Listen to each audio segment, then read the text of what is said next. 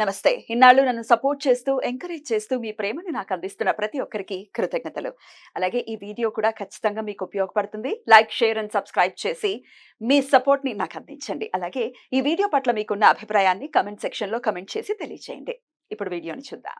జ్యోతిష్య శాస్త్రం ఒక అద్భుతం. వేదాంగమైన జ్యోతిష్య శాస్త్రం అనేటువంటిది మానవ జీవన గమనానికి ఒక వరం. జ్యోతిష్య శాస్త్రం నీ జీవితంలో వెలుగునింపే ఒక భాష. ఆ భాష నీకు అర్థమైతే ప్రకృతి నీతో మాట్లాడుతుంది. అస్ట్రాలజీ నేర్చుకోవాలి అనుకునే వారికి అద్భుత అవకాశం. మురళీధర శర్మ గారి అస్ట్రాలజీ క్లాసెస్ అతి త్వరలో మొదలు కాబోతున్నాయి. 100% జాబ్ గ్యారంటీ. వివరాల కొరకు సంప్రదించండి. నమస్తే, వెల్కమ్ టు అవర్ ఛానల్. నేను పద్మిని. ప్రస్తుతంతో పాటు ప్రముఖ ఆధ్యాత్మికవేత్త, జ్యోతిష పండితులు, అమ్మవారి సేవకులు, దత్త గణపతి ఉపాసకులు మురళీధర శర్మ గారు మనతో పాటు ఉన్నారు. మాట్లాడదాం. నమస్కారం అండి. మహాదేవ. మరి మీన రాశి వారికి శ్రావణ మాసంలో ఎలా ఉండబోతోంది మురళి గారు? తప్పకుండా అమ్మ, మీనరాశి వారికి ముఖ్యంగా అద్భుతమైనటువంటి జాక్పాటు కలగబోతూ ఉన్నది. 11వ స్థానములో ఈ యొక్క శని భగవానుడు 12వ స్థానం నుండి 11వ స్థానము వక్ర దృష్టి వలన వ్యాపారస్తులు ఎవరైతే ఉన్నారో లేదా ఏదో ఒక జాక్పాట్ దొరికేటువంటి పరిస్థితి ఉంది ఈ యొక్క మీనరాశి వారికి. కనుక అదృష్టవంతులు. ఏదున్నా కూడా ప్రయత్నాలు అవి కొంచెము ఇంకా వేగవంతం చేయండి. ఏదో ప్రయత్నము ఎవరి మూలకంగానో ఆగకుండా కొంచెము ఈ యొక్క ఆర్ రిలేటెడ్ అక్షరము, అదేవిధంగా టీ రిలేటెడ్ అంటే తాతో ఉండేటువంటి వారు ఎవరైనా మీరు చేసేటువంటి బిజినెస్లో కానీ మీరు చేసేటువంటి పనిలో ఉంటే వారి యొక్క దృష్టి కానీ వారి యొక్క అంటే వారి యొక్క ఎన్విరాన్మెంట్ అంటే ఎక్కువ ఉండకుండా కొంచెం వారిని పక్కన ఉంచేటువంటి ప్రయత్నం చేయండి. ఓకే, మీరు ఉంటారు కానీ మీరు కొంచెం దూరం ఉండండి, కొంచెం బలం తక్కువ ఉంది వారికి అనేటువంటి విషయంని అర్థం చేసుకోండి. తప్పకుండా మీరు జాక్పాట్ కొట్టబోతున్నారు, అది ఏదో రకంగా అది మీరు అర్థం చేసుకోండి. ఇక కుజుడు 3లో ఉండడం వల్ల కుజుడు గురువు చెప్పిన మాట ఖచ్చితంగా తూచా తప్పకుండా పాటించేటువంటి పరిస్థితి ఉంటుంది. ఆ విధంగా పాటిస్తారు మీనరాశి వారు.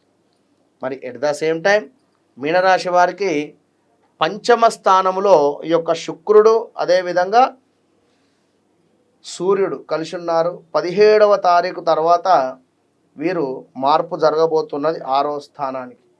మరి ఈ విధంగా 6వ స్థానానికి మార్పు వలన కొంచెం ఇబ్బందికరమైనటువంటి పరిస్థితులు అయితే ఉంటవి. ఏది శుక్రుడు వెళ్ళడం వల్ల అక్కడ భృక్షట్కర దోషం అనేటువంటిది ఏర్పడబోతూ ఉంటుంది ఈ యొక్క మీనరాశి వారికి ఆఫ్టర్ 20వ తారీఖు తర్వాత.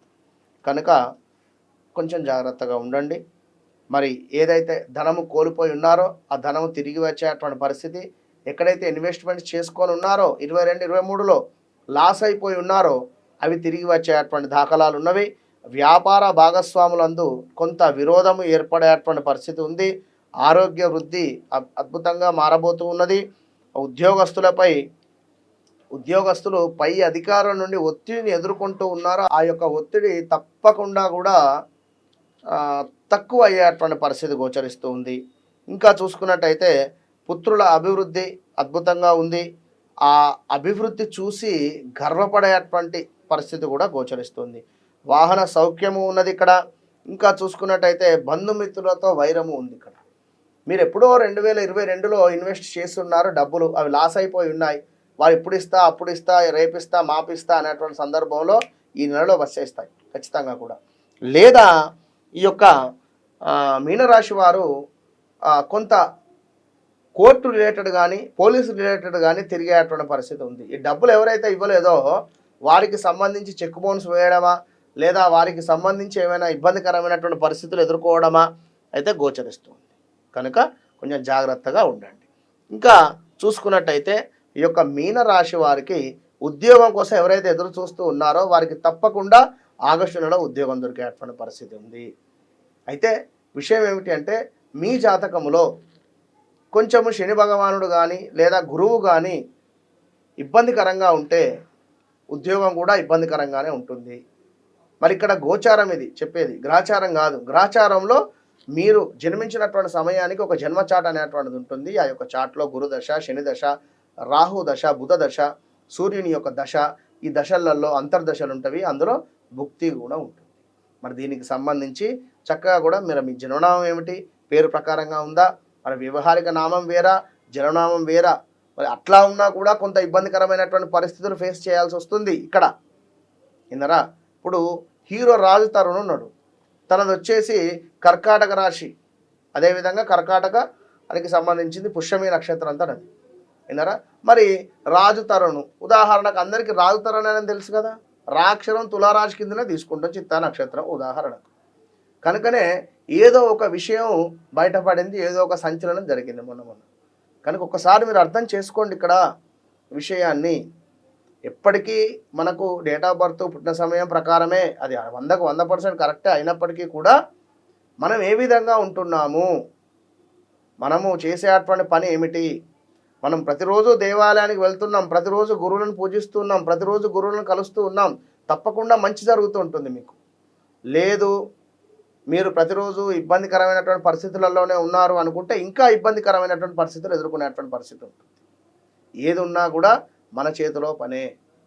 కనుక దశలు అంతర్దశలకు సంబంధించి మనం మీకు ఏం కావాలి అనేటువంటి చూసుకొని ముందుకు వెళ్ళాలి. మీనరాశి వారికి గృహయోగం ఏర్పడేటువంటి పరిస్థితి ఉంది. తప్పకుండా మీనరాశి వారు ఎవరైతే ఉన్నారో వారు అభివృద్ధిలోకి వచ్చేటువంటి నెలగా ఇది భావన చేసుకోండి.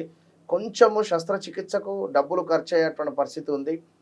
మీ డబ్బులు కొంత దుర్వినియోగం ఖర్చు అయ్యేటువంటి పరిస్థితి కూడా గోచరిస్తుంది. కనుక తప్పకుండా కూడా మీనరాశి వారు ఈశ్వరుని ఆరాధన, దీంతో పాటుగా గురువుకు సంబంధించినటువంటి ఆరాధన, అంటే ప్రతిరోజు కూడా గురు సంబంధిత పారాయణము, అంటే దిగంబర శ్రీపాదవల్లభ దిగంబర అనేటువంటి మంత్రాన్ని ప్రతిరోజు చదువుకోండి. దత్తాత్రేయ స్వామి 108 నామాలు చదువుకోండి. At the same time Dakshinamurthy శ్లోకాన్ని చదువుకోండి. అద్భుతమైనటువంటి ప్రతిరోజు చెయ్యండి. 41 రోజులు చేయండి. 2 రోజులు 3 రోజులు చేసి ఊరుకుంటే ఏది ఫలితం రాదు. మినిమం 41 రోజులు ఒక మాల, అంటే ఒక మండలం, ఒక దీక్ష. దేనికి 41 రోజులు?